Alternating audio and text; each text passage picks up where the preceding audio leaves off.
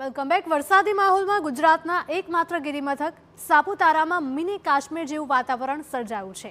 સાપુતારામાં પ્રકૃતિ જાણે કે સોળે કળાએ ખીલી ઉઠી હોય તેવા દ્રશ્યો સામે આવ્યા। ગાઢ ધુમ્મસ છવાઈ ગઈ છે અને વાતાવરણ ખુશનુમા બની ગયું છે। સાપુતારા સહિત ઘાટ માર્ગ ઉપર ધુમ્મસને કારણે ઝીરો વિઝિબિલિટીની પણ તકલીફ પડી રહી છે।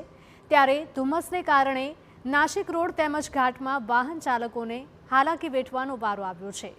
અહીં આવનારા પ્રવાસીઓ રીમઝીમ વરસાદ વચ્ચે મનમોહક વાતાવરણની મજા માણતા પણ જોવા મળ્યા।